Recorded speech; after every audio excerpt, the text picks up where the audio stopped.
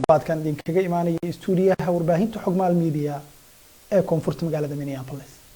barnaamijka xog waran oo ah barnaamij toddobaadla waxaad alaaba kala socotaan inta badan warbaahinta gobolka. maantana wuxuu idinkaga imaanayaa istuudiyaha warbaahinta xogmaal media.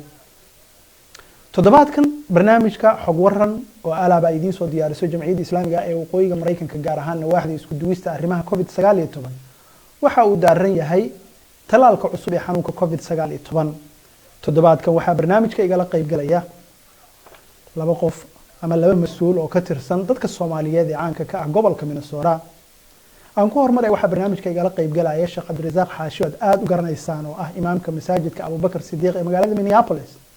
oo istuudiyaha warbaahinta xogmaal igula sugan. sidoo kale barnaamijka waxaa igala qayb galaya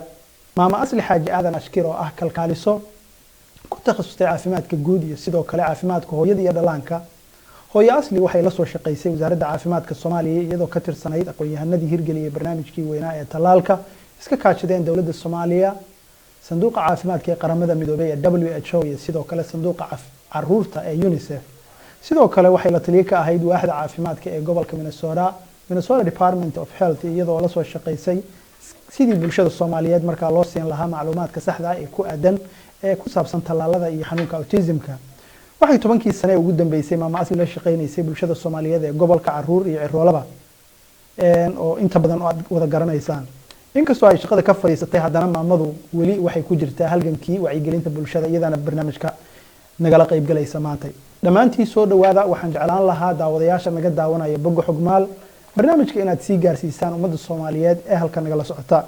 ugu horreyn waxaan jeclaan lahaa inaad ila soo dhaweysaan Sheekh Cabdirasaaq Xaashi oo ah sheekh kamid ah culimada caanka ka ah gobolka ahna imaamka masaajidka Abubakar bal inuu barnaamijkan loo furo. Sheekh Cabdirasaaq. bismillah alxamdulilah rabbil aalamiin wasalaatu wasalaamu calaa rasuulillah sallallahu alayhi wasallam. barnaamijka aan maanta u fadhino oo ay soo abaabushay hay-adda ayaana ama jamciyadda islaamiga ah ee North America ee waqooyiga Mareykanka aad baan ugu faraxsanahay inaan ka qayb galo aniga oo ka mid ahaa mu'asisiintii dadkii asaasay hay-adda ayaana ama jamciyadda islaamiga ah ee waqooyiga Mareykanka markii horena la dhihi jiray majliska imaamiyada Soomaaliyeed ee waqooyiga Mareykanka. marka anoo mu'asisiintii ka mid ah aad baan ugu faraxsanahay barnaamij wacyigelin ah oo bulshada lagu wacyigelinayo oo ah xaalad ijtimaaci ah ama bulshada ku saabsan oo xulul loo raadinayo ama tala laga bixinayo. aad baan ugu faraxsanahay inaan ka qayb galo. ilaahay waxaan ka baryayaa barnaamijkeena iyo barnaamij kaste oo ilaahay dartii aan u qabanayno inuu ilaahay noo barakeeyo oo kelimadeenna uu xaqa ku sugo inta dhageysanaysana uu ilaahay ku anfaco sidaan ugu kulanay barnaamij khayraadna inuu ilaahay jannada noogu kulmiyo. khidmadeenna aan u khidmaynayna mujtamaca waa nooc diinta ka mid ah waana nooc ka mid ah risaalada aan xambaarsannahay. jazaakum allahu khayran dhammaantiin soo dhawaada aad baan u mahadsantihiin baaraka allah fiikum. waa tahay Sheekh Cabdirasaaq Xaashi ilaahay khayr badan ha ka siiyo. waxaan ilaahay uga baryaynaa in isaga iyo intii barnaamijka ka soo shaqaysayba uu miisaanka xasanaadka u saaro ee ducadaasi iyo iftitaaxaasi aad ka wanaagsan. barnaamijka xog waran oo ah barnaamij toddobaad walba aad inta badan ka daawataan ama ka dhageystaan warbaahinta gobolka waxaan uga hadalnaa inaan bulshada Soomaaliyeed ee gobolka iyo isku xirno macluumaadka iyo xogaha la xiriira xanuunka COVID-19. barnaamijka oo idiin soo diyaarisay idiinna soo gudbinayso jamciyadda islaamiga ee waqooyiga Mareykanka oo kaashanaysa inta badan warbaahinta gobolka. haatana waxaan jeclaan lahaa daawadayaal inay ila soo dhaweysaan maama Asli Xaaji Aadan Ashkir oo ah kalkaaliso sare oo in badan ka soo shaqaysay arrimaha caafimaadka bal inay warbixin guud markaasi naga siiso talooyinka iyo arrimaha ka soo baxaya qaadashada talaalka cusub ee xanuunka COVID-19 iyo sidoo kale bal inay guud mar naga siiso xanuunka COVID-19 oo inta badan u muuqday mid loo caalwaayay dhibaatooyinka u geysanayo dadka ku nool gaar ahaan dalka Mareykanka. maama Asli. bismillaahi raxmaani raxiim. assalaamu calaykum waraxmatullaahi wabarakaatuh. waa mahadsantihiin ayaana iyo TV-ga halkaaneed howlan mar walba oo dadkeena siinaya maaragtay ku saabsan xanuunkan halista ah ee COVID-19 iyo macluumaadka ku saabsan si dadka marka ay u qaadaan tallaabada ku habboon oo iyaga ay isku badbaadin lahaayeen ogana qayb qaadan lahaayeen xakinta xanuunkan adduunka dhan wada aafeeyey. sidaa la socotiin xanuunkan waxaan qoran karnaa waa xanuun haatana waxaan jeclaan lahaa daawadayaal inay soo dhawaateena inay maaragtay raalli noqo maama ku soco xanuunkan halista ah xanuunkan sidaa la socotiin waa xanuun aan oran karno waa xanuun cusub lianna hadda kuwa sanad jirsan doonaa dhowaan waqtigii la helay ilaahiya waa hadda sidaa la socotiin marka xanuunkan sidaa la socotiin waxaa keena nooc virus ah laakiin ka halisan fayrasyadii hore loo arki jiray sidaa la socotiin adduunka maanta 78 milyan dhibic 7 milyan ayuu xanuunkaani aafeeyey annaka waddankeena haddaan usoo noqono maraykanna 18 milyana la marayaa maanta inta xanuunka uu ku dhacay geerida haddaan aadna xaggaas iyo maxay aheeday waddankeena maraykanka 326 kun oo qof oo dilay maanta guud ahaan ilaa 3 kun oo qofa maalintii u dhimata waddankeena maraykanka ilaa 200 kun qofna wuu ku dhacaa marka intaas waxaan u sheegayo waxa weeyaan si aad u arkaan halista xanuunkan uu yahay ilaahay mahadii waxaa dhowaan la soo saaray 2 tallaal oo 2 hay-ad oo kala duwan oo maraykanka ah ay soo saareen lana ogolaaday in qaadashadeeda la bilaabo oo shalay xisaabtii ugu dambeysay ilaa 1 milyan oo qof ay qaateen already marka maanta haddaan ka hadalno xoogaa tallaalkaas 2 shirkad soo saareen guud ahaan waa isku eg yihiin sida loo sameeyey waa isku mid xagga ammaankiisa haddaad ka eegtidna waa isku mid waa tallaal lasoo hubiyey inuu ammaan yahay waxaa kaleeto tallaalkan guud ahaan aan idinkaga sheegi karaa inuu yahay 2 doos inuu qofka qaato ama 2 irbadood inuu qaato kan hore markaa qaadatid noocyada tallaalku ka mid ah kan ay soo saartay shirkadda Pfizer waxaa u baahan tahay kii labaad inaad qaadatid 3 week ka bacdi tallaalka ay soo saartay Moderna ay soo saartay hadduu uu yahay kii aad qaadatidna kii labaad waxaad qaadanaysaa 4 week ka bacdi marka labadaas tallaalku waxay noo sheegeen shirkadahaas boqolkiiba ilaa 95 inay siinayaan qofka inuu helo difaac uu isaga difaaco cudurkan halista ah laakiin sidaa la socotiin hadda maraykan 330 milyan oo qof ku nool marka tallaal intaa gaaray si loo soo saaro waqti qaadanaysa sidaa darteed bilaabay tallaalka raashin oo kale la raaki kareeyo oo la yiraahdo hore la siinaya marka tallaalka lagu gaaray in dadka horeeya ay noqdaan dadka bulshada caafimaad dhaqaatiirta neersiska iyo dadka la shaqeeya dadka ilaan ayaga oo isbitaal ay galaan ama ay dhintaan waxaa dhib noqonaysa dadka isbitaalada imaanaya wax daryeel u marka koow waxaa lagu bilaabay dadka caafimaadka 2 sidoo kale iyaduna waxaa dhinac socota in lagu bilaabay dadka waayeelka ah oo ku sugan guryaha nursing home lagu hayo waayeel iyo dadka la shaqeeya marka gruubkaas kow alifad gruubka labaad kow ba awaaye 75 iyo da'an iyo wixii ka koreeya sidoo kale ka shaqeeyo furan noqdaan dadka dukaamada ka shaqeeyo dadka petrol station ka shaqeeyo sana soo galaya frontline-ka waxay dadka sida toosta la shaqeeya maqaayadaha dadka ka mid ah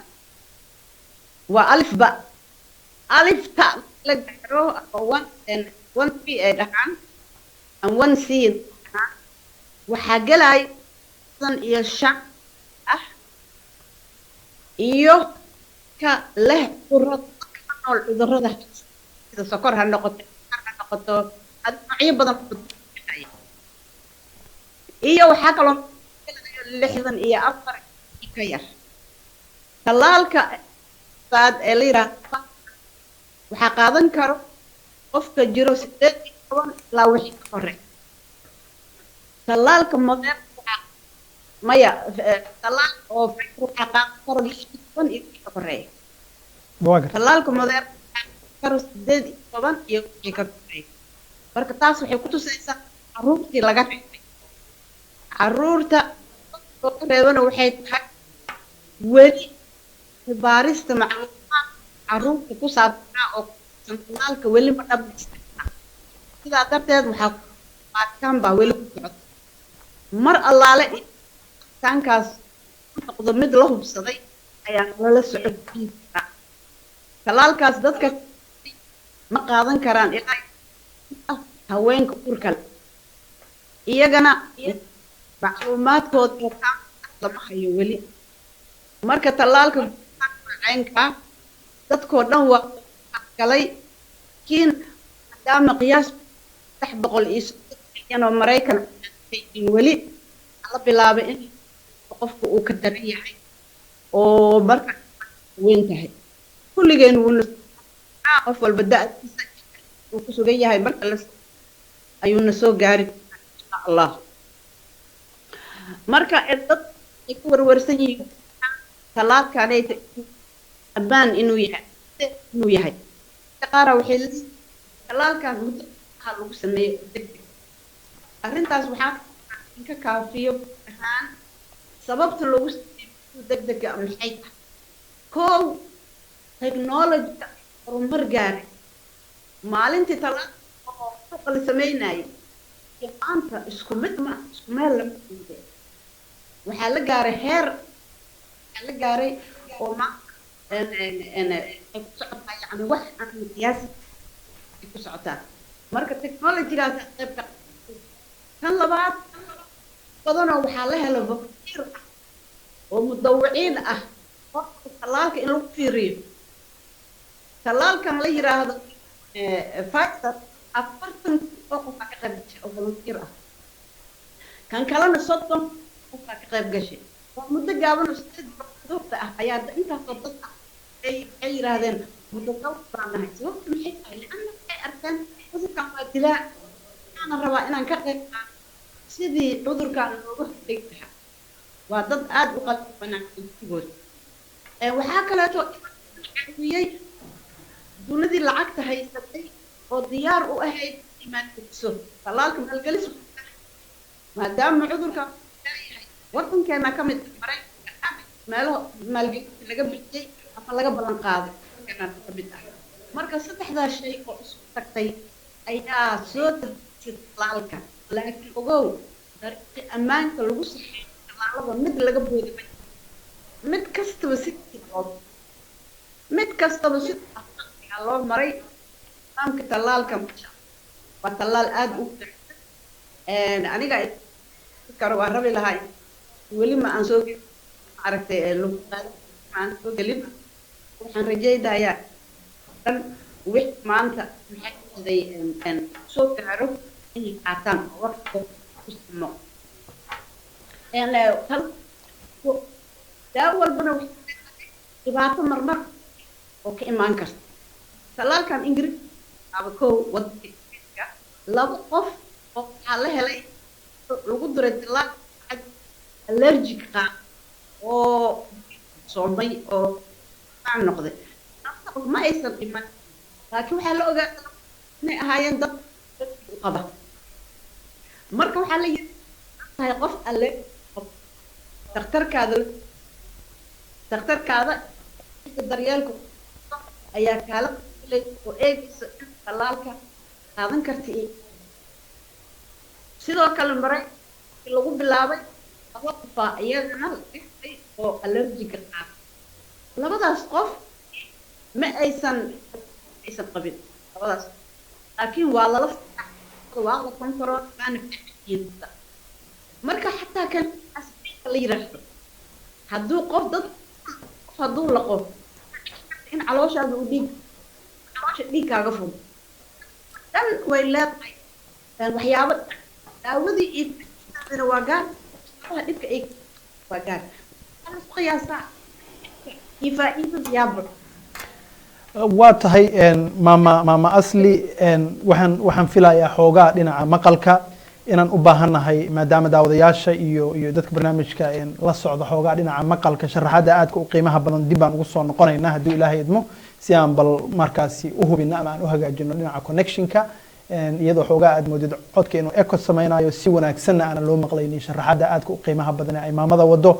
daawadayaal halkaad nagala socotaan waa barnaamijka xog waran oo idinkaga imaanaya stuudiyaha warbaahinta xogmaal media koonfurta magaalada Minneapolis ee gobolka Minnesota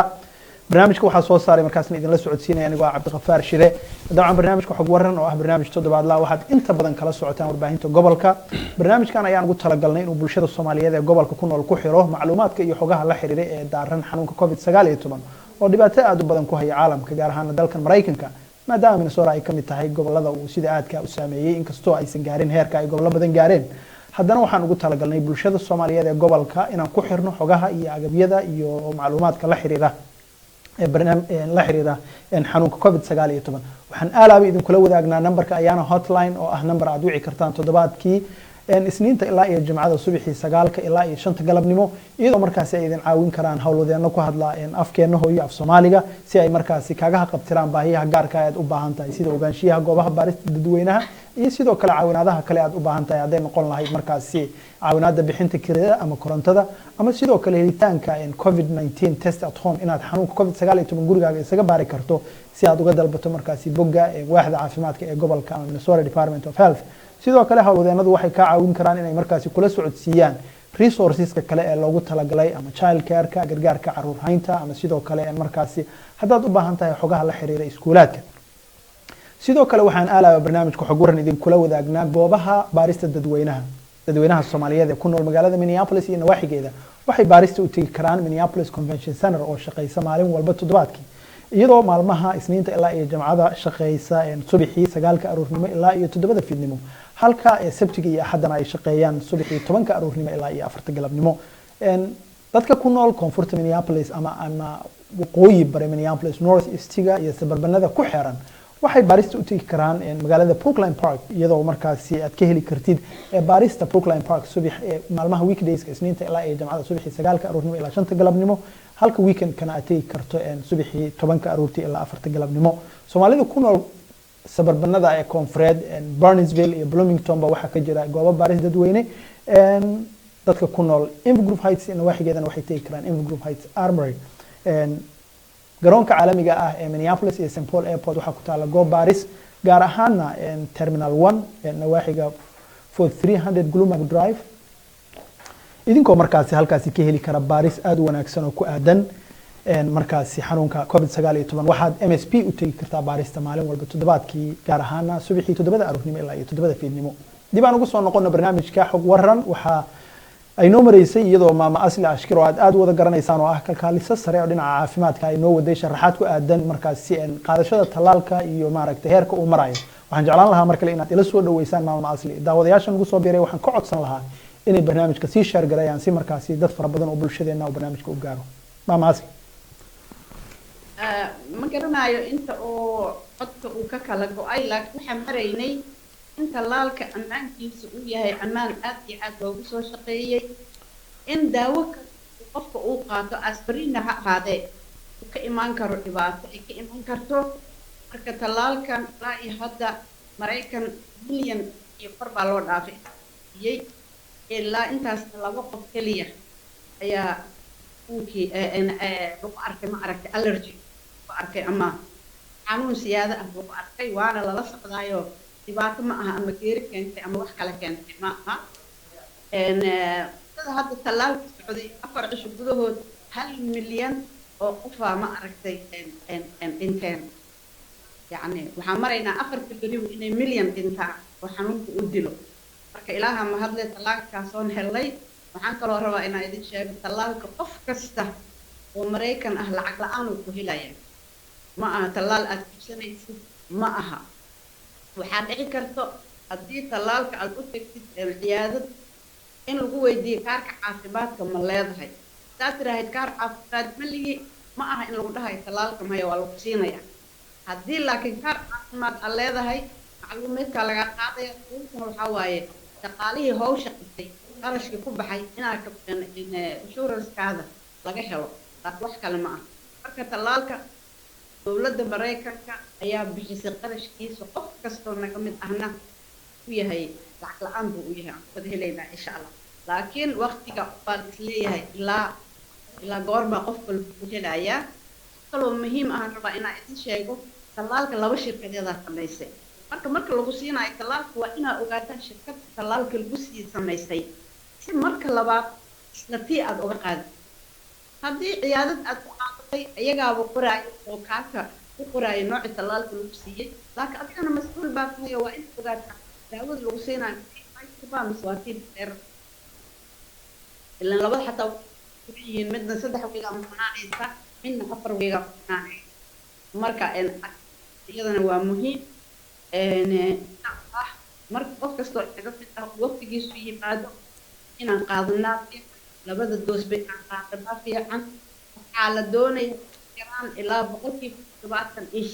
dadka Mareykanka ku nool in tallaalkan ay qaataan si looga adkaado cudurkan COVID ah si aan dib ugu noqono nolosheena sidii ay ahayd marka qof kastoo mid ah uu rabo maanta maaskigan aan xiranay iyo howlahan dheeraadka ay kordhay inaan ka maarno waa rabnaa inaan doorkaas ka qayb qaato sida uu dhici lahayd sida ugu wanaagsan waa tallaalka waa inaan tallaalkii aqal waxaa kaloo rabaa aan ku daro tallaalka qaado macnaheedu ma aha in tallaabooyinka ahaa aad joojinayso sida xirashadii maaskigii la xirinayay waxaan rabaa dadka inaan ku sheego xirashada maask ma aha keliya maraa wejiga iisa waa inay muhiim tahay maro oo iraan 2 fidqadood haddii kale waxtaa 3 ka way wanaagsan tahay waa inay sanka iyo afka si fiican u wada qabataa inuu marba ka soo dhaco oo marba waxaan maanta oo celinayo oo ka dhacayo waa inuu si fiican ula eg yahay maask waa inaa xirataa mar kasta dibadda bixaysa waa inaa dadka u jirto ku yaraan 2 mitir ama 6 kun Soomaaliya ku sheeg haddaa ka badin kartid way faraxalashada biyo ugu yaraan muddo 20 ilbiriqsi ah waa inaa mar walba faraxalashada gaarigaaga u tahay inay ku saaran tahay kan haddaa ka soo baxdid aad ku adeegtid baabuurka soo gashid inaad gacmaha sanitayserka aad markatid guriga mar allaala markaad tagtid carruurta adoo taaban wax kala samaynin saabuun iyo biyo ku farxalay arrinta kale oo muhiim ah sameeyaan inaan ka fogaan meelaha ugu yimaado walaalaha Soomaali kuwan oo dhan inaan ka fogaan aroos tacsi ma jirto naxariista dhimata telefoon aad diraysaa isu tegis daris ma jirto reer walbo inta ay ayaga ka kooban yihiin oo keliya waa inay wada ahaadaan da isku aragtid calaamadaha cudurka in fadlag sida ugu badan meelaha la isaga baa loo sheegaya Cabdiqafaar meelo badan oo dhaqan anqoof mar la isaga baa way sanka tale iska way jirtaa waa isu soo bartaa sidoo kalena calaamadaha isku aragtid xitaa markaad jawaab sugayso dadka ala degtay in fadlag ka fogaa qol gooni ah waa inuu afxirkaas xiriyahay reerku u sheeg ma aragtay aad isaga baqaysid ka fogaan haddii markii oo laga qaado waa alxamdulillah rabbil hadduu positive noqdo markaas waxaad sii galaysaa isolation reerka inta kale waa la soo baarayaa iyaga baaritaanka malaha waxay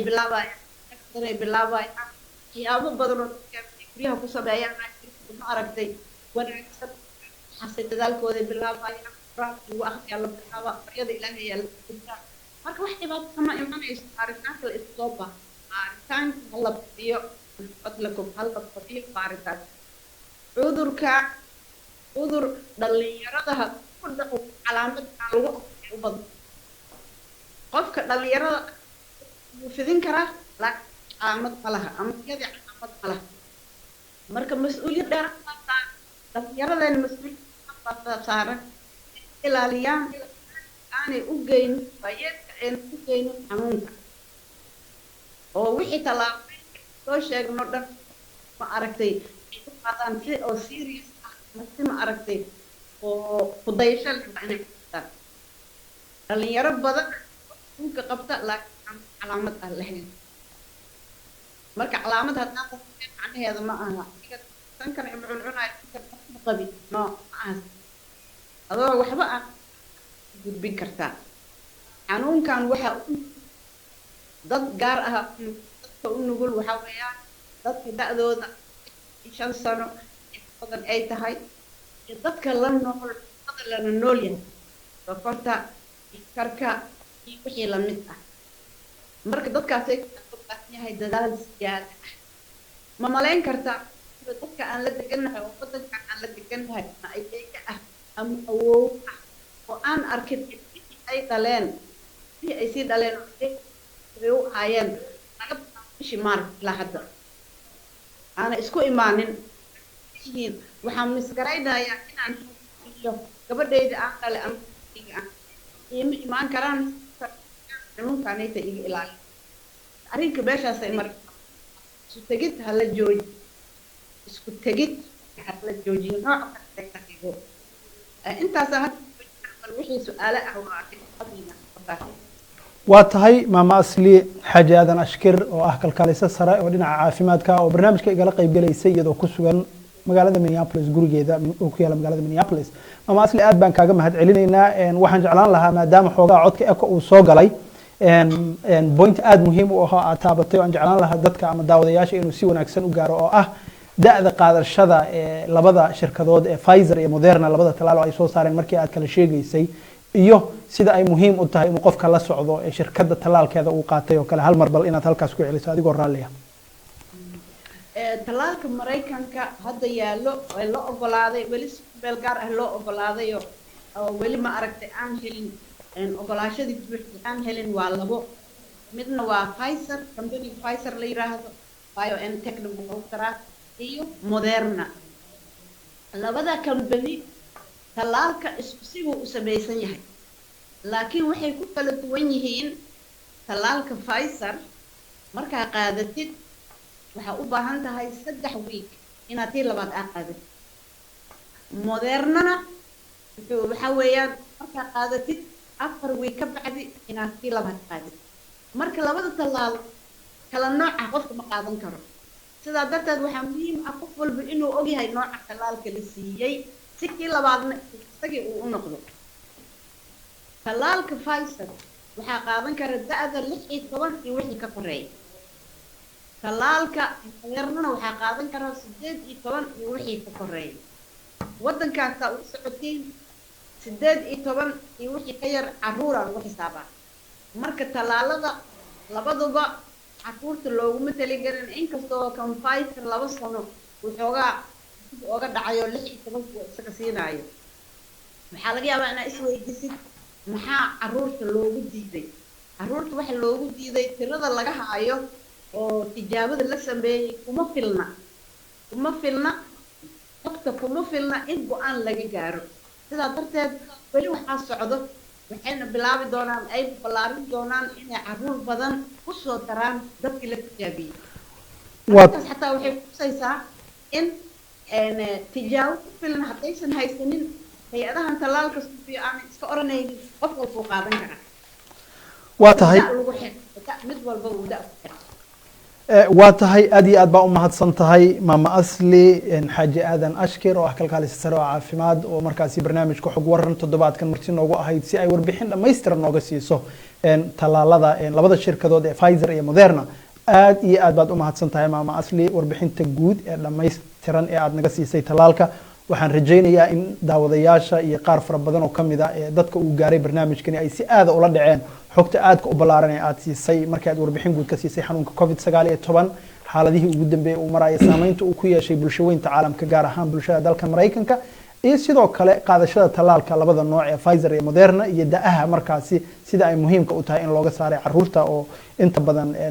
maaragtay dadka qaadanaya ay yihiin ama dad 16 sano ka weyn ama dad 18 sano ka weyn intiini hore barnaamijka ula socotay daawadayaal waxaad ka warqabteen barnaamijka qaybta hore waxa markaasi warbixin guud oo dhinaca caafimaadka ah nasiinaysay maama asli haatana waxaad ila soo dhaweysaan sheekh cabdirasaaq xaashi oo ah imaamka masaajidka abubakar sidiiq magaalada minneapolis. sheekh cabdirasaaq sidii aad ka warqabtaanba ama furashadii barnaamijka aan ku sheegnay wuxuu ka mid ahaa imaamyadii aasaasay jamciyadda islaamiga ee waqooyiga maraykanka oo maanta ito barnaamijkan martigelinaysa. sheekh cabdirasaaq. بسم الله الحمد لله رب العالمين والصلاة والسلام على رسول الله صلى الله عليه وعلى آله وصحبه أجمعين. أما بعد السلام عليكم ورحمة الله وبركاته. dadkeena muslimiinta ah khaasatan dadka soomaalida ah ee af soomaaliga ku hadla meel aad joogtaanba allahna nabadgeliyo. wax kasta oo dhibaato ah iyo mushkilad kasta oo jirtana allah naga badbaadiyo, allahna xifdiyo inaga iyo awlaadeenna iyo ehelkeenaba allahna xifdiyo. barnaamijkan waxaan rabaa saddex arrimood inaan wax yar aan ka hadlo. arrinka koowaad waxa weeye waxa la yiraahdo xukmu tadaawi fi shariica. shariicada islaamka marka la fiiriyo isdaaweyntu qiimaha ay ku fadhido. waxaa dhici karta marar badan inaan maqlo alla oo la tala saarto oo qofku uu xanuunka alla iska tala saarto iyo inuu isdaaweeyo oo dadaalo iyo axkaamta sharciga uu ka qabo. masalada labaad oon ka hadli doono waxa weeye ilaalinta nafta bini aadamka la ilaaliyey iyo shareecadeenu siday u ilaalisay oo u xifdiday. kadibna waxaan kelimad ka dhihi doonaa tallaalka shareecada islaamka waxa ay ka qabto iyo qaabka aan u wajihi karno oon hadda waxyaabaha nala gudboon inaan samayno. waxaad ogtihiin shareecada islaamka ikhwaani marka la fiiriyo in la isdaaweeyo culimadu way ka hadlaan inuu bannaan yahay in la isdaaweeyo qofku uu ku dadaalo si isu daaweyn lahaa shaki kama jiro. marka la fiiriyo xadiista nabiga sala allahu alay wasalam sida nabigu sal allahu alay wasalam maa anzala allahu min daa'in ilaa anzala lahu shifaa. waa xadiis saxiixayn ku sugan oo bukhaari muslim ku sugan. alla ma soo dejiyo dhibaato ama cudur iyo jiro ilaa ilaahay wuxuu u soo dejiyaa daawo lagu daaweeyo. qof baa gartay iyo mid jaahil ka noqday bay dadku u qaybsamaan. qaarna waa gartaan adduunka marar la garto baa dhici karta iyo marar aan la ogeyn oo weli aan la gaarin in la ogaado arrinkaas. waxaa nabiga ka sugan sal allahu alay wasalam inuu yidhi xadiis imaamu axmed iyo keyrka ay wariyeen isdaaweeya addoommadii ilaahayow,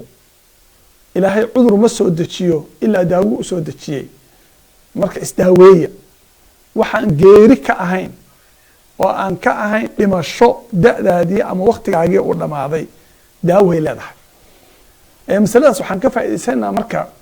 haddii aan awood u helna inaan isdaaweyno masaladaas way bannaan tahay sharciyan. laakiin culimadu waxay isku khilaafaan ma waajiba in la isdaaweeyo, ma sunna in la isdaaweeyo, mase waa mas'alo bannaan oo iska mubaax ah. marka la fiiriyo axkaamta shareecada marmar waxaa jirta isdaaweyntu qofka ay waajib ku noqonayso. markaasna waxa weeye markii qofka ay ku dhacdo jiro dilaysa daawona loo hayo inuu markaa isdaaweeyo. qofka uu wax ka soo baxeen oo kale nabar,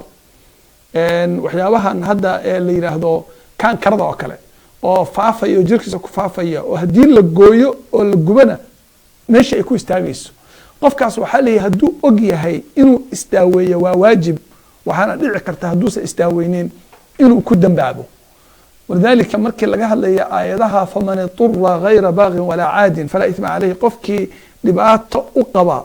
inuu cuno waxa xaaraanta ah wuxuu masruuq leeyahay qofkii awooda inuu wax cuno oo aan cunin iska daaya ilaa uu ka dhinto naartu gelaya. macnaa waxa wey haddaad awoodid inaad isdaaweysid oo aad dhimanayso laakiin aadan isdaaweynin waxaa dhici karta inay ciqaab iyo dhibaato kugu noqoto. mararka qaarkood waxaa dhici karta daawadu inayna waajib gaarin haddii cudur uu ku hayo, laakiin cudurkan uusan cudur dilaa markaa ahayn waad isdaaweyn kartaa, waad iska dayn kartaa, allah iska tala saaran kartaa, xanuunka waad la tacaali kartaa, waad iska haysan kartaa, waad sabri kartaa. waana midda aan culimada arnamo walba iyagoo dhaha qofka xanuunsan hadduu alla tala saarto oo uu sabro iyo ajir ku leeyahay iyo wixii la mid ah. haddii qofka jira hayso laakiin jiradaasi daawadeeda na markaas caddayn jiradiina jiro iska sahlan ay tahay marka inuu isdaaweeyo waa mubaax wey. marka axkaamta shareecada saasay u kala duwan tahay. waxaa asal ah in la isdaaweeyo oo qofkii xanuun hayo uu isdaaweeyo. masalada labaad oo aan raba inaan ka hadlo waxaa weeye xifdiga nafta bini aadamka la ilaaliyo, waana masalada hadda tallaalada ah bay arrinkan u khudwacaysaa ay hoosgelaysaa. shareecada islaamku ihtimaamka ay siisay iyo sida ay u daryeeshay shareecad naga horeysay oo u daryeeshay ama ihtimaam u siisay ma jirto. kadalika qaanuun ama dhaqan ama gruub ama falsafo adduunka jirta oo kuwaan hadda u ordayo maalin walba ka hadlaya xuquuqda bini aadamka xataa ku dar, oo sida shareecadu qofka ay u daryeeshay oo nafta bini aadamka loo ilaaliyey oo nafka bini aadamka keer loo siiyey, shareeco ama qaanuun ama barnaamij kale u keergareeye ma jiro ama u ilaaliye ma jiro. walidaalika waxaad arkaysaan qofka waxyaabaha daruuriga u ah, shanta shay oo ugu daruurisan oo la yidhahdo daruuriyaat alkhamsa ama maqaasidu shariica la yidhaahdo, shanta tiir ee waaweyn ee u baahan qofka in la ilaaliyo. haddaan la ilaalina qofka bini aadamka uusan noolaan karin oo uusan jiri karin adduunka. marka laga fiiriyo la dhaho waxaa ka mid a kow xifdu diin, laba waxaa weeye xifdu nafsi, nafta qofka in la ilaaliyo oo tahlukada laga ilaaliyo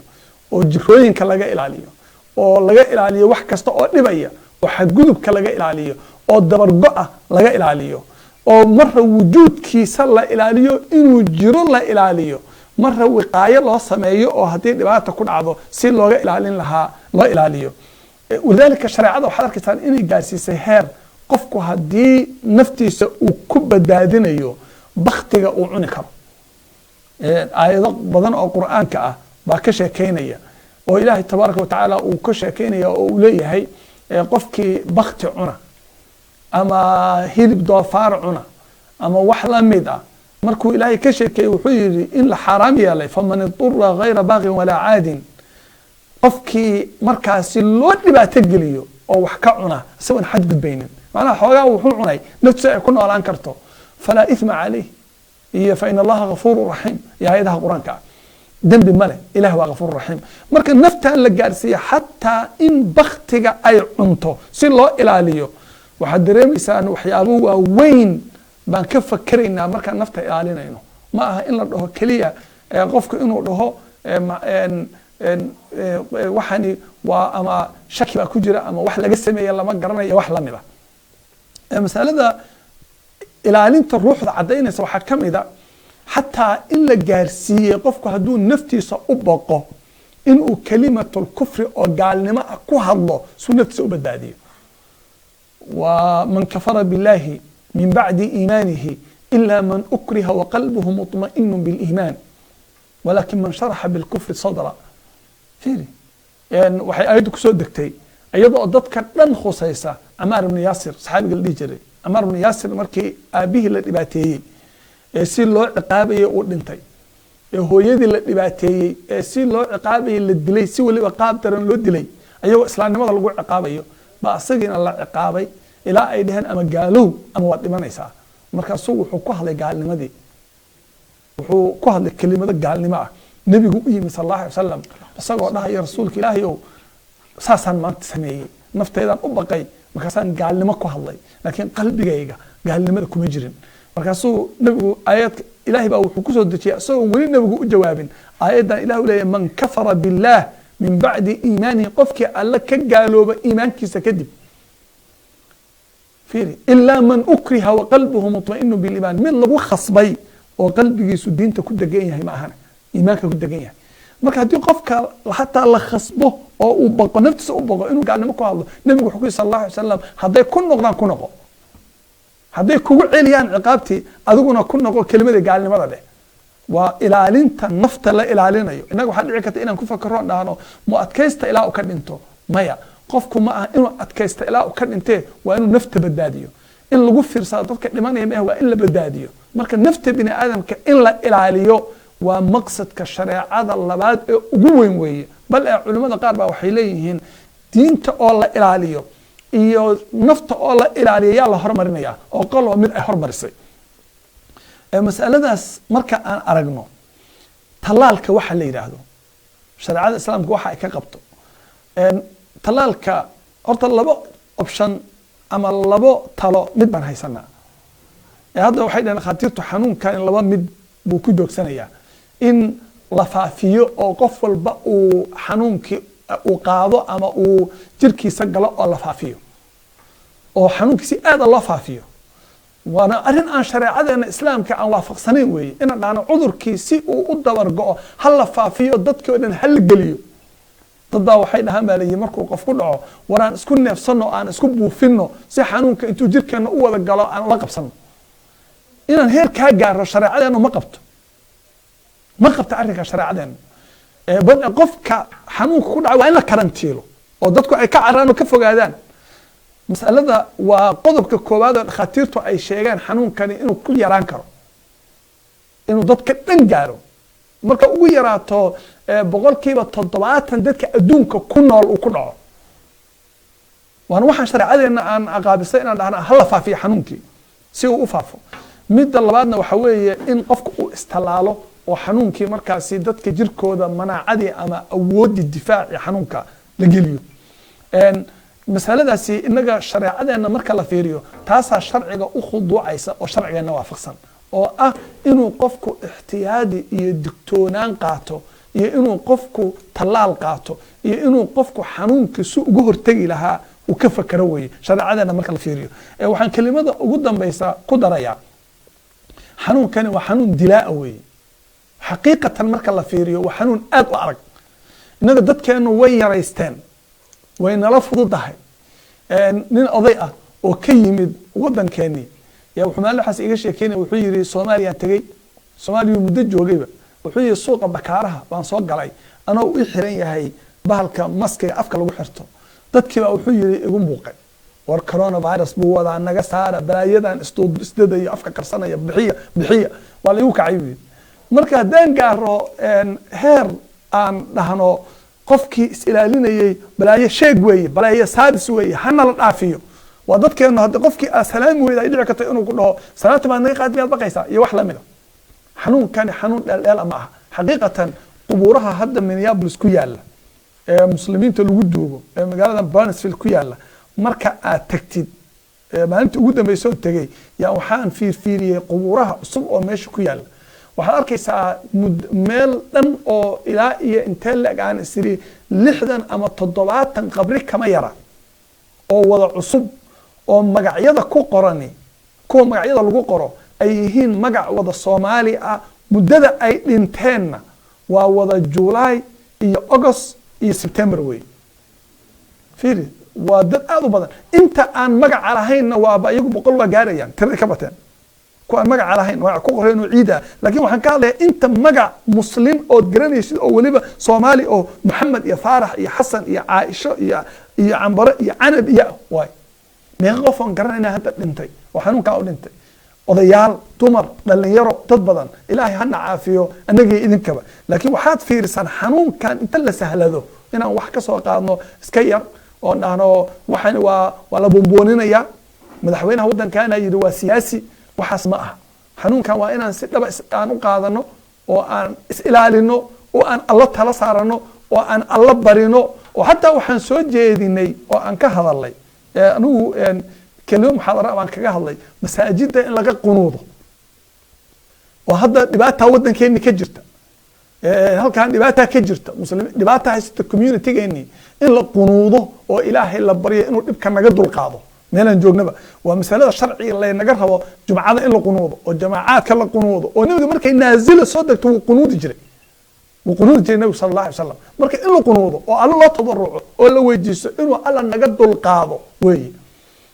inaga oo haddana is ilaalinayna oo taxadarka isticmaalayna oo dhinac kaste samaynayna ya haddana waxaad arkaysaa xanuunku faafaya ilaahay waxaan ka barinay oo mar walba aan weydiisanaa wadamadan hadda aan joogno iyo community-geenan halkaan jooga waxayba haystaanba isbitaalle iyo caafimaad iyo waxyaabo badan bay haystaane dadka masaakiinta ah oo dhibaataysan iyo meelaha dadku faqriga ah ka jiro ku dhibaataysan yahay inuu xanuunkan ilaahay ku ridin sababtoo ah way baaba'ayaan dadku marka ikhwaani ilaahay aan tala saarano aan xanuunkan la tacaalo aan sidii aan ku yarayn lahayn faafitaankiisa ka shaqayno maskiga afka lagu xiranayo afka iyo sanka aan si fiican ugu xirano say ay maamadu sheegtay ama asli ay sheegtay mar walba gacmaheena aan dhaqno haddaan awoodno gloves aan xirano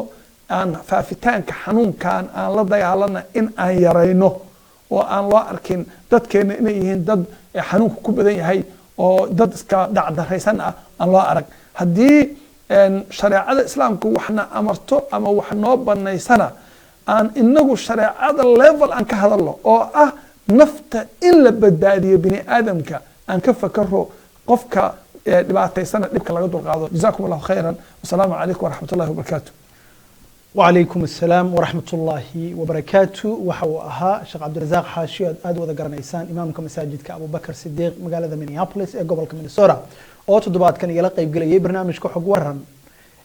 أيدين سو ديارسيس كل سو دبردي جمعية الإسلامية وقوية مريكان كأيانا Islamic Association of North America أو كاشان يسوي واحد عافمات قبل كمينيسوتا Department of Health intii barnaamijka hore ula socotay daawadayaal barnaamijka waxa daawateen maama asli xaaji aadan ashkir oo ah kalkaalis sare oo dhinaca caafimaadka oo markaasi warbixin guud naga siisay talaalka iyadoo markaasi isku soo maaragtay dubariday warbixinadii ugu dambeeyay dhinaca caafimaadka ama hay'adaha caafimaadka ay ka soo saareen haday noqon lahayd FDA ama hay'adda u xilsaaran maamulka cunnada iyo daawooyinka dalkan iyo sidoo kale warbixinadii ugu dambeeyay haday noqon lahayd WHO ama MDH ama CDC sidoo kale waxa daawateen warbixin guud ama markaasi rulinka dhinaca islaamiga ah oo soo jeediyay Sheekh Cabdirasaaq Xaashi haatan waxaan soo gaarnay qaybihii dambe ee barnaamijka waxaan jeclaan lahaa inaan daawadayaasha fursad u siiyo markaasi inay soo wacaan idinkoo markaasi naga soo wici karana marka shaashada idinka muuqda si aad markaasi barnaamijka uga qayb gashaan waxaad ku soo beerin kartaan barnaamijka comment ama maaragtay fikrad sidoo kale haddii aad markaasi su'aalo jeclaan lahaydeen inaad weydiisaan markaas labada qof ee barnaamijka ka qayb galaya oo ah maama asli xaaji aadan ashkari sidoo kale Sheekh Cabdirasaaq iyo sidoo kale markaasi adeegyada iyo serviceka ay bixiso waaxda isku duwista arrimaha COVID-19 ayaana oo markaasi aan idinka jawaabi doono haatan waxaan jeclaan lahaa su'aalaha dhinaca online ka ah markaasi nala ku soo weydiiyay inaan daawadayaasha markaasi ama ka qaybgalayaasha barnaamijka aan la wadaago kadibna waxaan fursad siin doonaa in daawadayaasha na soo wacayo markaasi khadka telefoonka naga soo wacaya si ay barnaamijka uga qayb galaan barnaamijka khadka telefoonka waa idiin furan yahay daawadayaasha ku sugan gobolka Minnesota iyo guud ahaan dalka Mareykanka iyo sidoo kale caalamka waad soo wici kartaan si markaasi aad barnaamijka uga qayb gashaan qaar kamid ah su'aalaha la soo weydiiyay waxa kamid ah Sheekh Cabdirasaaq iyo maama asli iyo Cabdiqafaar barnaamijka xog waran waa idin salaamayna assalaamu calaykum waraxmatullaahi wabarakaatu waxaa jira fadwooyin dhowr ah oo soo baxay oo haday noqon lahayd fadwo ay soo saartay oo soo saaray ururka AMJA ee fadhigiisu yahay California fadwooyin ay soo saareen kansalada dalalka islaamka sida dalka Imaaraadka oo kale iyo sidoo kale hay'adda caafimaadka ee adduunka WHO marka muxuu yahay xukunka islaamka ee qaadashada talaaladan cusub ee hadda la soo saaray inkastoo uu sheekha si guud uga hadlay waxaan jeclaan lahayn bal si gaar ah haddii markaasi uu aad ula socdo bal inuu marka ka culimo ahaan idinka fadwa ka soo saarteen qaadashada talaalka ma jirtaa bismillah inta aan ogahay fatwooyinka labada fatwaba waan arkay si aad iyo aad khaasan fatwada amja si cilmiyeysan oo qodobaysan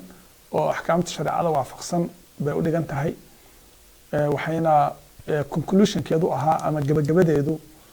talaaladan in la qaato oo kalsooni badan ay ka muujinayaan ilaa hadda hay-adda ayaana ama hay-adda waqooyiga Amerika Islaamiga ee waqooyiga Amerika ee masaajidda inta badan Soomaalidu ay maamusho ama ay imaamiyada Kenya ay hoggaanka u hayaan ay ku midaysan yihiin ilaa hadda fatwa ay soo saartay ma jirto waxaan rajaynaynaa culimada baaritaan baa u socda dabcan aad bay masaa'ishan uga hadlayaan maalmahan aad bay ugu mashquulsan yihiin inay fatwo barnaamijkan ka turjumaysa ama ku wajahan ay soo saaraan in la arko talaalka dhakhaatiirtu waxay ka dhaheen la arko la fiiriyo kadibna waxyaabaha uu ka kooban yahay la fiiriyo kadibna wax xaraam ma ku jiraan hadday ku jiraan min baabi daruura ahaan ma loo qaadan karaa iyo wax lamida marka waxaan rajaynayaa culimadu inaynan ka gabanin masalada masale aad u weyn waaye shacabkeennii iyo mujtamaceennina way khusaysaa wayna taabanaysaa inay fatwo degdega ka soo saaraan baan rajaynayaa oo af Soomaali waliba ku qoran jazakum allahu khayr وأد ياد بو مهدسن yahay Sheekh Cabdirasaaq Xaashi oo markaasi ka jawaabayay su'aal kamid ah su'aalihii markaasi dhinaca online kana la ku soo weydiiyay sidoo kale su'aalaha dhinaca online kana la ku soo weydiiyay waxa kamid ah su'aal markaasi ku socotay maama asli dhinaca caafimaadka ah maadaama aad xustay dadkii qaatay Mareykan qaar fara badan qaar kamid ah inay allergic iyo waxaas lagu arkay daawadahan wuxuu leeyahay ma waxaa jira da gaar ah oo markaasi la leeyahay da'daas oo kale ayaa allergic ku ah talaal qaadashada ama age group oo kale mise waa xaddi intee la egay boqolkiiba intee bay ka noqonaysaa dadka guud ee talaalka qaatay ayuu daawadahan leeyahay maama asli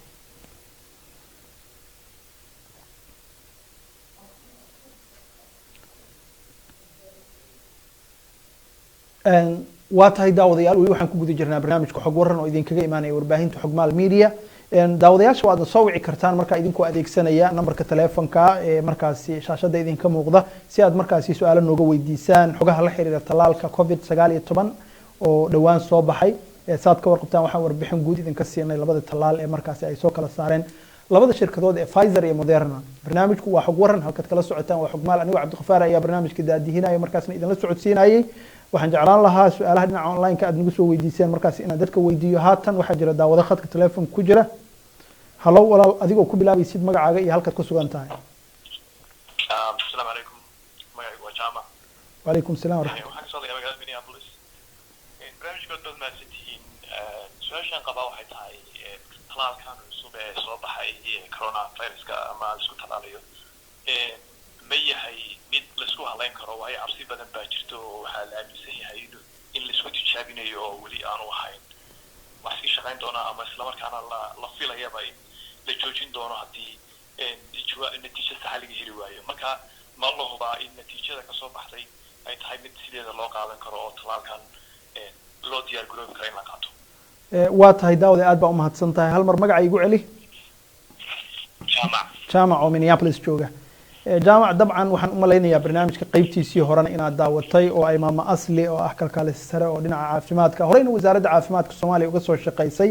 ku dhawaad ama in ka badan 10 sanana ka shaqeynaysay 10kii sano ugu dambeeyay gobolka Minnesota lana soo shaqeysay waaxda caafimaadka gobolka oo markaasi warbixin guud ka bixisay qaadashada talaalka badqabkiisa labada shirkadood talaaladooda noocyada ay yihiin iyo qaabka loo kala qaadan karo maadaama aad sheegtay inaad ku sugan tahay Minneapolis gobolka Minnesota warbixinadii ugu dambeeyay ee talaalka la xiriiray marka koobaad FDA oo ah Food and Drugs Administration hay'adda ugu sarreysa ee Mareykanka u qaabilsan ansixinta cunnooyinka iyo daawada laga qaadan karo wadanka talaalka way approved saad ka warqabtid inta badan hay'adihii caafimaadka ee heer gobol ama heer county ama heer markaasi wadan guud ahaan waa la approved waana la bilaabay qaadashadiisa waxaad ka garan kartaa waxa qaatay madaxweynaha dooran ee wadanka Joe Biden waa uu qaatay talaalka sidoo kale waxa qaatay madaxweyne ku-xigeenka dalka maaragtay Mike Pence iyo marwadiisa waxa qaatay dad fara badan oo markaasi dalka Mareykanka ama xilal sare ka haya xubno fara badan oo Congress-ka ka tirsan ayaa qaatay dad fara badan oo Soomaaliyeed oo ku sugan gobolka ayaa markaasi laftirkooda qaatay marka waxaan jeclaan lahaa inaan fursad siiyo bal maama asli jaamac oo naga soo wacay Minneapolis wuxuuna weydiiyay badqabka guud ee talaalka iyo qaadashadiisa soo dhawow السلام عليكم ورحمة الله وبركاته. وعليكم السلام. waxaan u maleynayaa su-aashiisa waxay ku saabsan tahay talaalka iyo sida la iskugu kalsoonaan karo. aad iyo aad. talaalka labada talaalba Pfizer haddaan ka hormaro oo ah kii ugu horreeyay la ogolaaday waxaa tijaabadiisa ka qayb qaatay dadkooda dhan tahay 40,000 oo qof. 40,000 oo qof 20,000 talaalka la siiyay 20 kalena waxaa la siiyay biyo caadi ah ama normal saline wax la dhaho oo aan talaalka ahayn si la isugu barbar dhigo marka barbar dhigaas waxaa ka soo baxay in 95% talaalka la siiyay labadii irbadood la siiyay oo u dhaxaysay 3 toddobaad cudurkii uusan ku dhicin oo ay yeesheen difaac nasiibkaas wanaagsan ayaa talaalkaas lagu arkay talaalkaas dadka ka qayb galay waxay ka koobnaayeen dadka Mareykan degan oo kala nooc cadaan ku jiray dadka African American ku jiray waxaa ku jiray dadkan Isbaanishka la dhaho qolo walba way ka qayb gashay marka talaalka inuu ammaan yahay taas ayaa ku tusaysa talaalka kale Moderna asagana 30,000 oo volunteers ah ama mutawiciin ah ka qayb galay. Marka labada tallaabo boqolkiiba 95 ayaa waxaa la arkay inay dadka difaac siinayaan. Waa tallaal lagu kalsoonaan karo, waa tallaal aankiisa 1 milyan iyo ka badan markii la siiyey 2 qofaa lagu arkay wax oo dhibaato yar ah, mana aha dhibaato u dhintay ma aha. baaritaanna way socotaa weli oo maxaa keena arrintaas way socotaa. Marka maalintii ay dhimanayso 3 oo qof America ay dhimanayso, tallaalkii markii la qaatana qof ama 2 lagu arko waxyaabo yar, garan kartaa yacni muhiimadda uu leeyahay tallaalka difaaca uu dadka siinayo. sidaa darteed tallaal lagu kalsoonaan karo, qofkii nasiib u yeesho da'diisa soo gaarto talinaynaa inay qaataan. aad iyo aad baa u mahadsan tahay maama asli xaaji aadan ashkir oo ah kalkaalisa sare oo caafimaad oo markaasi ka jawaabaysay su-aal uu na soo weydiiyey mid ka mid a daawadaha halkaad nagala socotaan waa barnaamijka xog waran oo idinkaga imaanaya warbaahinta xogmaal media waad na soo wici kartaan markaasi si aad su-aalo noo weydiisaan markaasi daawadayaal idinkoo markaasi naga soo wacaya taleefonka hoos ku qoran barnaamijka xog waran toddobaad walba waxaad ka daawataan ama ka dhageysataan inta badan warbaahinta gobolka waxaan uga hadalnaa xogaha la xiriira iyo macluumaadka la xiriira xanuunka covid-19 inagoo markaasi u fududeyna dadka inay markaasi ka faa'iideystaan xogaha iyo macluumaadka la xiriira covid-19 barnaamijka waxaa soo diyaarisay iskuna soo dubariday jamciyadda islaamiga ee waqooyiga maraykanka ayaana waaxdeeda isku duwista arrimaha covid-19 haddii aad jeclaan lahayd markaasi in laga caawiyo helitaanka goobaha baarista dadweynaha iyo sidoo kale markaasi macluumaadka iyo xogaha kale ee la xiriira ee gargaarada loogu talagalay in looga jawaabo dhibaatooyinka uu keenay xanuunka covid-19 waxaad wici kartaa nambarka ayaana hotline ee hoos ka muuqda maalmaha markaasi isniinta iyo jimcada subaxii 9 aroortii ilaa iyo 5 galabnimo waa isniinta ilaa iyo jimcada iyagoo markaasi halkaasi ay kugu diyaarsan yihiin howlwadeeno Soomaaliya si ay kaaga caawiyaan markaasi waxyaabaha aad qabtid haatan waxaa jira daawadayaal markaasi ama khadka telefoonka ku jira ama dhinaca online-ka su-aalaha nagu soo weydiiyey mid ka mid a daawadayaasha su-aalaha online-ka nagu soo weydiiyey waxa uu leeyahay muxuu yahay talooyinka ay jeedinayso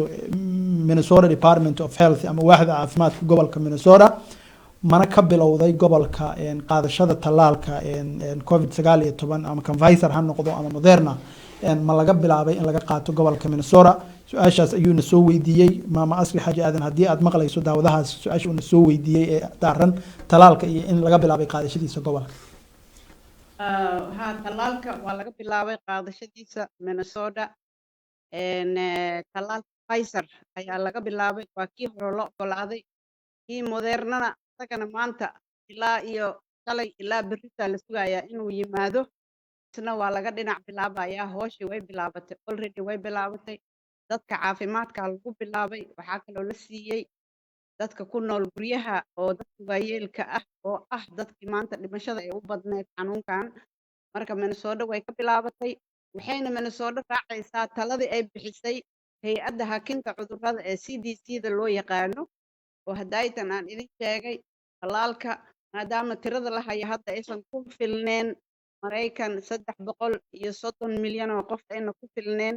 talaalka waa la raashimaynayaa ma aragti waa la yaryaraynayaa waxaa lagu bilaabay dadka shaqaalaha caafimaadka isbitaalada ka shaqeeyo waxaa lagu xijiyay dadka waayeelka ah ee ku nool guryaha nursing home-ka la yiraahdo iyaga dadka u shaqeeyo labadaasba si fiican ay hadda u hirgashay waxaa ku xigo dadka 75 sano jira iyo dadka front line-ka ah ama shaqooyinka aasaasiga ka shaqeeya sida dukaamada dadka iyo kale dadka maqaayadaha ka shaqeeyo dad badan meeshaas hoos gelayo waxaa ku xigo gruubka saddexaad oo ah 65 jirka iyo dadka cudurrada la nool marka arrintu way socotaa laakiin gruubka hore un baa hadda lagu dhex jiraa gruubka labaad xataa weli in loo gudbo u malaynayo liana talaalka dee kuma filna dadkoo dhan kuma filna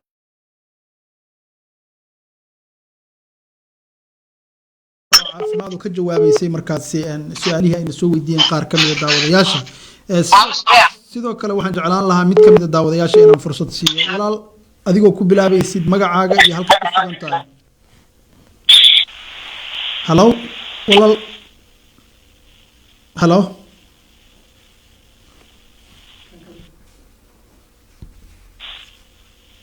Hello. ha walaal adigoo ku bilaabaysid magacaaga iyo halka ku sugan tahay magacayga waa Cabdullaahi waxaan ku suganahay magaalada Bloomington ee Minnesota. ku soo dhawo Cabdullaahi barnaamijka oo Bloomington Minnesota naga soo wacay.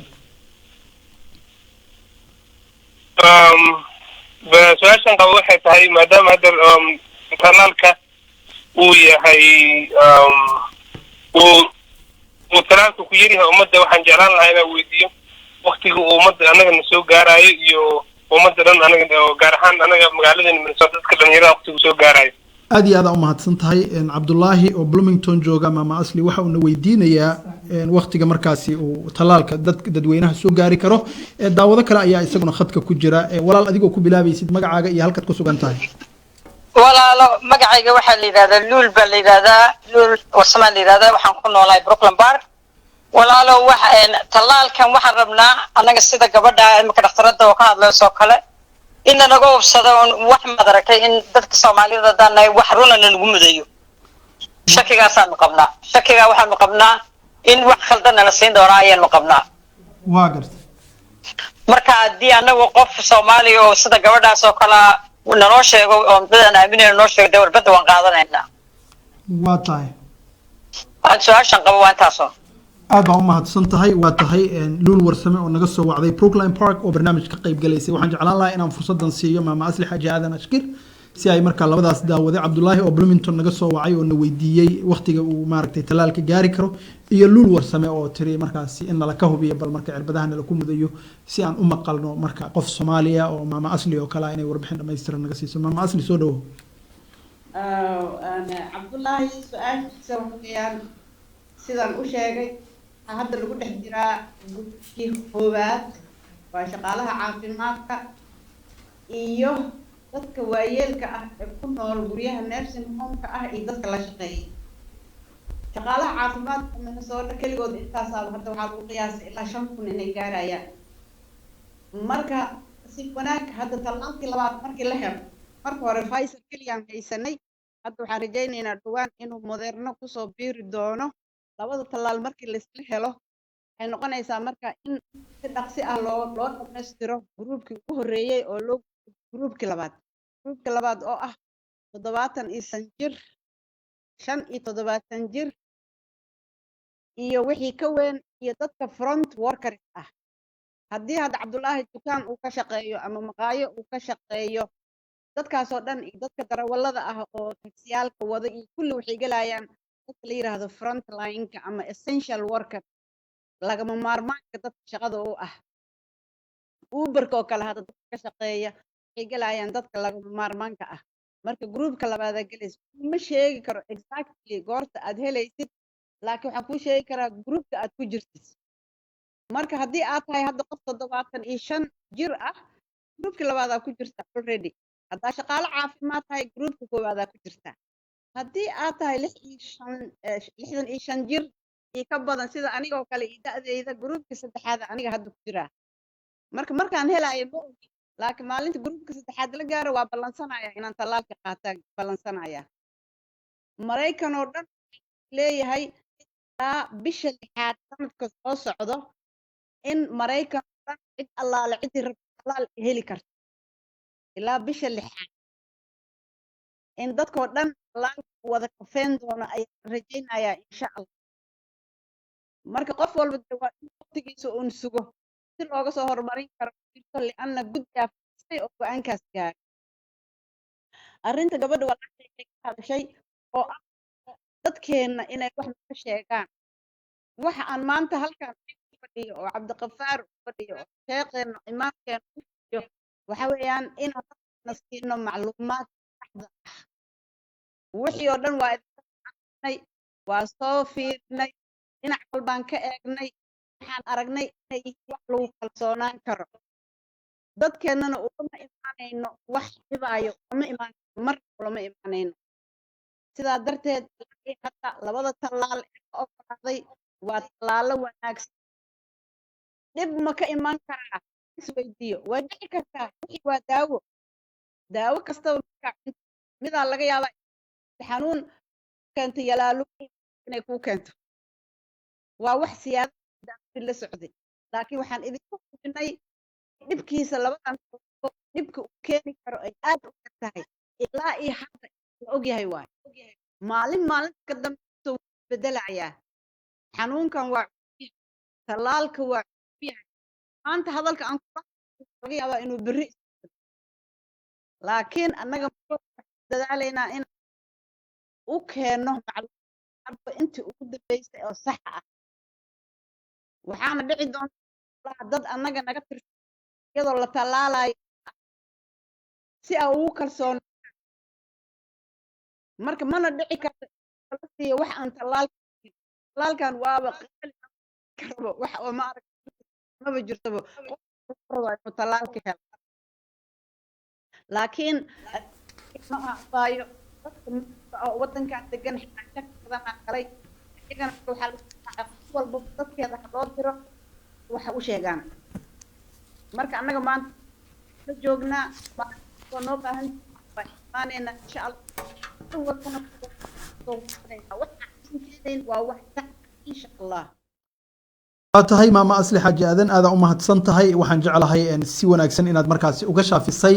labadii daawade ugu dambeeyay ee markaasi su'aalahana soo weydiiyay barnaamijka xog wararna soo wacaysa ay markaasi uga qayb galaan waa Cabdullaahi oo joogay magaalada Bloomington ee gobolka Minnesota iyo sidoo kale Lul Warsame oo joogtay magaalada Brookline Park ee gobolka Minnesota sidoo kale waxaa jira daawadayaal qaybihii ugu dambeeyay ee barnaamijka maadaama aan ku jirno markaasi khadka ku jira fursad si aan u siino walaal adigoo ku bilaabaysid magacaaga halka aad ku sugan tahay soona koobaysid su'aasha aad qabtid السلام عليكم ورحمة الله وبركاته. وعليكم السلام ورحمة الله وبركاته. walaal adigoo ku bilaabaysid magacaaga iyo halkaad ku sugan tahay soo dhawow waa soo tahay Cabdulqafaar markale ma maqashaa waa ku maqlaa Cabdulqafaar walaal waxaan aad iyo aad u mahadinayaa sida wanaagsan ee aad u daadiyeen barnaamijka adiga mudan walaal magacaygu waa Cabdulcasiis Gabax Minneapolis baan joogaa waxaan mahadinayaa sida barnaamijka aad u wadid marka xiga waxaan aad iyo aad u soo barnaamijka aad iyo aad u muhiim ah asleeyahay xilligiisa uu ku soo aaday waxaan kaloo kaaga mahadcelinayaa runtii Soomaalidu xanuunada hawshan hadda aad wadid waa la soo baxageliyay waxaan inta badan dadka ugu warramay dad ehel u ahayn marka cid ehel u ah inaad ku martaqaaday Soomaalida laga shaafina aad iyo aad baad ugu mahadsan tahay marka inta kul dhiirigelinta iyo ah in dadka aan loo bahalagelin dawada iyo fiksinta oo san cudur iyo wax la isugu talagalay oo dadka dhibaatayna inuu sarahayn baan intaasaan ku soo wacay aad iyo aad baad mahadsan aad iyo aad u mahadsan tahay walaal Cabdicasiis aad baan kaaga mahadcelinaynaa kudhaadu waxa tahay nin dhalinyaro oo bulshada u oleeya waa kaaga mahadcelinaynaa maaragtay dadaalkaaga iyo markaasi wanaaga iyo had iyo jeer horumarka iyo wanaaga bulshada la jeceshay aadan kaaga mahadcelinaynaa aad u mahadsan tahay walaal waxta barnaamijyada noocan wax tarka leh bulshada anfacayana inaad ku martaqaadeen ku mahadsan aad iyo aad u mahadsan tahay walaal waa tahay daawadayaal weli waxaan ku guda jirnaa barnaamijka xog waran oo idinkaga imaanaya warbaahinta xogmaal media waxaan aad iyo aad rabaa inaan mahad ballaaran ugu jeediyo asli xaaji aadan ashkir oo aad garanaysaan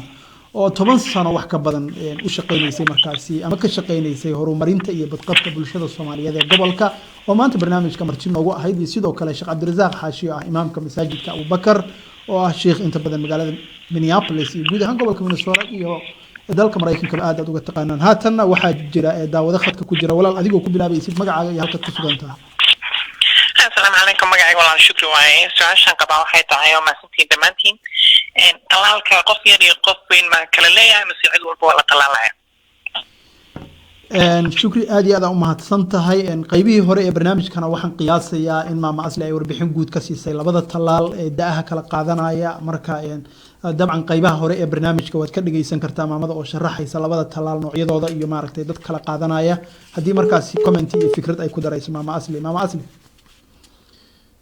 waa su'aal aad iyo aad mar walba isu weydiiyo waa mahadsan tahay gabadha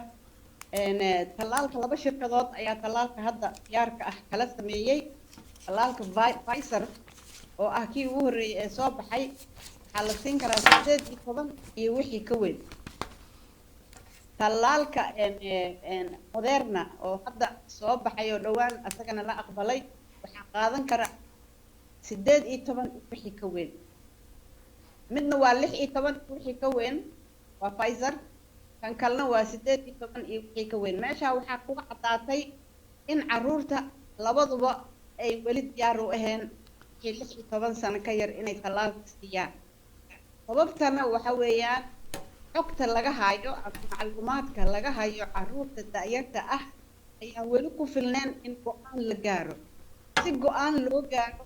cilmi wixii lagu fariisanayo si go-aan loo gaaro waxaa loo baahan yahay tiro badan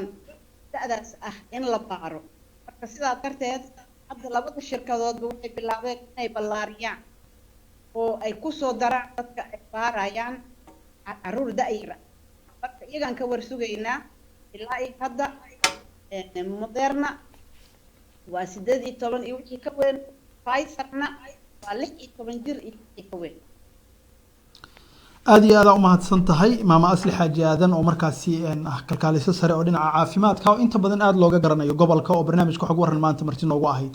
guud ahaanba inta ayaan kusoo afmeeraynaa barnaamijka xog waran oo ah barnaamij ay idiin soo diyaarisay iskuna soo dubariday jamciyadda islaamiga ee waqooyiga Mareykanka. toddobaadkan waxa uu idinkaga imaanayay istuudiyaha warbaahinta xogmaal media ee magaalada Minneapolis ee gobolka Minnesota. barnaamijka waxaa idinla socodsiinaya anigoo Cabdiqafaar Shira ah. waxaa igala qayb galay oo mahad ballaaran u jeedinaya maama Asli Xaaji Aadan Ashkariye, sidoo kale imaamka masaajidka Abubakar Sidiiq Sheekh Cabdirasaaq Xaashi. maama Asli oo aad garanaysaan oo in badan kasoo shaqaysay waaxda caafimaadka ee gobolka oo markaasi barnaamijka ku jirta oo weliba inta badan su'aalaha dhinaca caafimaadka idinka jawaabaysay, iyo anigoo Cabdiqafaara iyo dhinaca farsamada ay joogaan Deeq Darajo iyo saaxiibkay Maxamed. waxaan idinkaga tegaynaa sidaas iyo nabadgelyo.